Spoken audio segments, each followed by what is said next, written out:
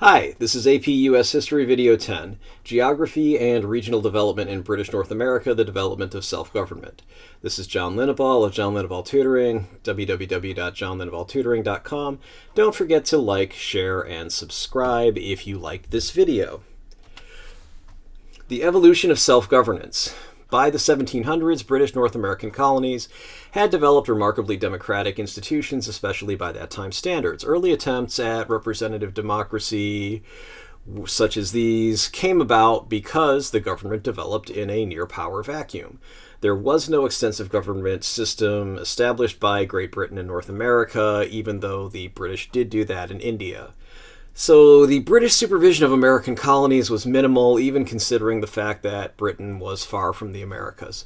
For whatever reason, they didn't establish as extensive a government system or supervise as closely as they could have in the Americas. The evolution of self-governance continued. All 13 colonies became royal colonies eventually, whether they were founded by a joint stock company or a proprietor. Royal colonies were ruled by the crown, that is, the king or queen, whoever was in power at that time. So all the legislatures handled local matters, but they didn't handle matters that affected the empire or things really that were outside their boundaries. Makes sense. The United States can't pass laws governing other countries, things like that, etc. So it's the same thing here. Virginia could pass a law that taxed the colonists to develop ports or something like that, but they couldn't say, okay, well, the crown is going to pay so much for tobacco from Virginia or blah, blah, blah. Doesn't work that way. So colonial taxes could be raised by the legislature to run the colony, like build internal improvements such as roads. And the legislatures had the power of the purse. By purse, they mean more like a wallet, not a handbag. Anyway, something where you keep your money, which kept the appointed colonial governors in line and made the colonists feel as though they were self-governing. So here we have a modern-day U.S. legislator, Paul Ryan, saying, "My budget is going to pump you up." If you remember the old Hans and Franz sketches from Saturday Night Live, which if you're a high school student, those were before you were born, but look them up. Hans and Franz, parody of Arnold Schwarzenegger. "We are here to pump you up." Anyway, the power of the purse can be used by a legislature to either pump the executive branch, the governor, up and help him or her execute whatever he or she is going to do. But a no from the legislature sometimes is not as bad as you might think. Sometimes they're saying, yes, we agree, you should do this, Governor, but no, this isn't the way to do it. So why don't you find a better way to do this, and we'll approve it if you can find a better way to achieve the same goal. All right, let's move on. As we said before, all 13 colonies had legislatures. All the colonies' legislatures were bicameral, that is, they had two houses or two chambers. Camera means chamber.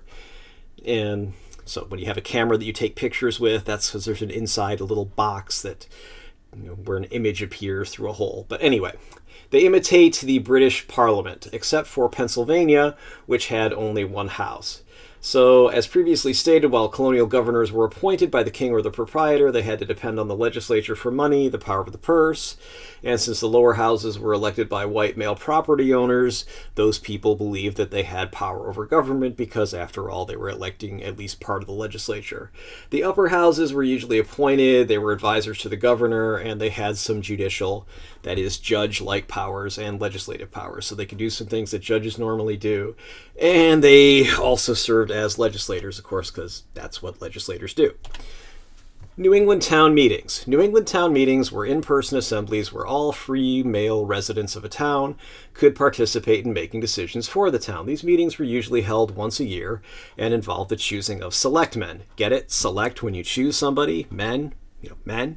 So they would govern the town until the next meeting. This was a form of direct democracy, in-person voting, and also representative, since the selectmen were representatives. So that'd be representative government. They still have selectmen in New England towns to these days. This is a picture of a modern-day New England town meeting. I attended college in Massachusetts. They have selectmen. Other parts of the country, you might call them city council people or representatives of some sort, aldermen. Here, they're called selectmen One of my classmates actually ran for selectman. He didn't win, but there was a little article written about him. Student selectman, blah, blah, blah, blah, blah. I think he didn't win. Maybe he did. I don't know. Pretty sure he didn't. Anyway, not important right now. New England town meetings were a great example of direct and representative democracy in colonial America. Virginia's House of Burgesses. The House of Burgesses was created by the Virginia Company in 1619. That was 12 years after the company founded Virginia, the colony itself, in 1607 for profit. The idea was, of course, that by 1619, the Virginia Company realized that they actually needed some kind of government in the Virginia colony. The House of Burgesses was a representative assembly. All free men could vote at first, then rights were limited to wealthy men. The king made the Virginia Company turn the colony over to him in 1624 after receiving too many complaints and just getting tired of hearing it. The king allowed the House of Burgesses to continue, but not officially. There wasn't really anything in writing, but it did become more exclusive, that is, non-wealthy planters were excluded and less powerful, after King Charles actually did officially sanction the House of Burgesses when he asked in writing that the House of Burgesses assist with tobacco regulation. Okay, by asked, I mean ordered. But anyway, he asked the House of Burgesses to assist with tobacco regulation, so that was the first post-1624 official sanction or permission or demand that the House of Burgesses exist and do something concerning legislation. Before 1624, the House of Burgesses did actually have more explicit power to govern the colony, was the official legislation. Not legislation, that would be the laws, legislature. Anyway, it was the official legislature. And if you want to look this up yourself, you can go to www.encyclopediavirginia.org/House of Burgesses, House_of_Burgesses. In case you're wondering what this thing is called, now you know it's called an underscore.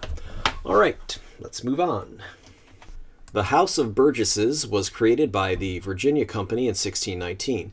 The company founded Virginia in 1607 for profit because Virginia, the colony, needed some kind of government, so the Virginia Company could make a profit from it. The representative assembly was the House of Burgesses, as I just said, and all free men could vote at first, then the rights were limited to wealthy men. If you're wondering why they had these kinds of restrictions, the idea of traditionally in English culture was that the only people who should be able to vote would be respectable members of society who had a significant stake in society. So usually it was limited to something like landowners in Virginia. A lot of times it changes back and forth if you look at the encyclopediavirginia.org website, from landowners and or heads of household to only wealthy landowners to landowners and wealthy or whatever important tenant farmers who didn't own the land, but they were tenants on the land, but they were still important. So basically the idea was they only wanted people who actually had a significant stake in society. So they didn't want people who were just individuals who could presumably just pack up and move to another colony very easily. I'm guessing that is the rationale, and from what I read, that is the rationale is, okay, well, this person's a landowner. Of course they have a great degree of involvement in Virginia because they own actual part of Virginia's land. Anyway, so rights were then limited to wealthy men. The king basically made the Virginia Company turn the colony over to him in 1624. This is King Charles. King Charles allowed the House of Burgesses to continue, but it became more exclusive. That is, non-wealthy planters were excluded, and it also became less powerful.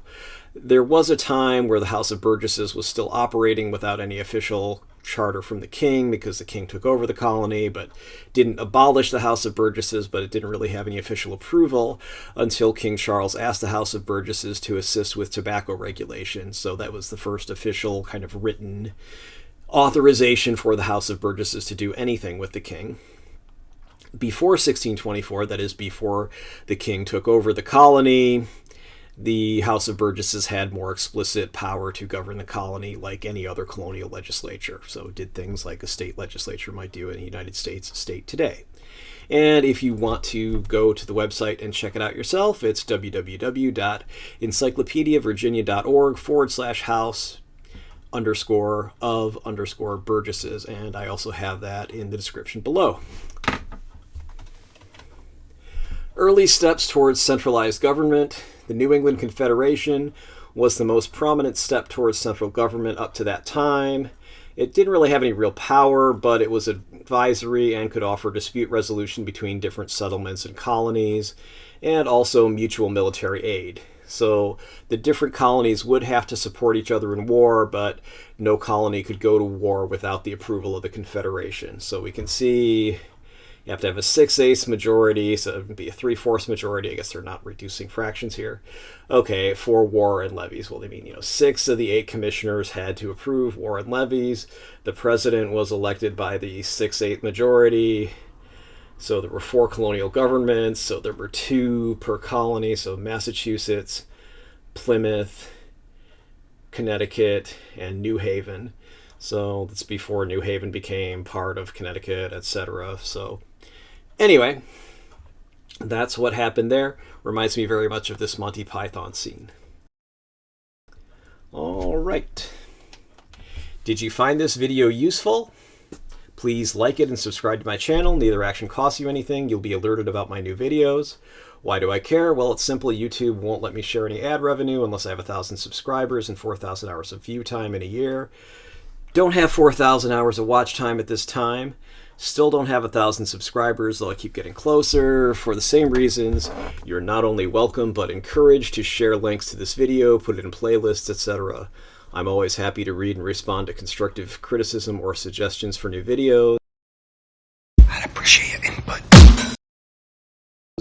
I reserve the right to delete comments from and block those who specialize in destructive criticism. Those trolls you keep hearing about. Or things that are off topic, spammers, disturbed people, just people who want to post things that really don't have anything to do with this video. You can also hire me for tutoring. Thanks for watching. And here's how to contact me if you want to contact me. This phone number here is my cell phone, so if you would like to text me, go for it. You can email me, john@johnlindebaugh.com. Here's my Facebook. Here's my Instagram. I have a testpreparation.locals.com site, so on locals.com. And if you would like to send me postal mail, you can send it here, John Lindebaugh Tutoring, 1859 Powell Street, number 109, San Francisco, California, 94133. And finally, just note, this is not a substitute for your classes, your text, etc. This video is based on the Barron's AP United States History Review book, also the Princeton Review U.S. History AP Review book from the 2019 edition, and my general knowledge of U.S. history, also any websites that I've already referred you to. While this should help you do well on the AP U.S. History exam, I cannot be responsible for what your teacher thinks is important and asks you about in his or her own tests, homework, etc. Please read your class texts and pay attention to what your teacher says in class. All right, have a good day. Thanks.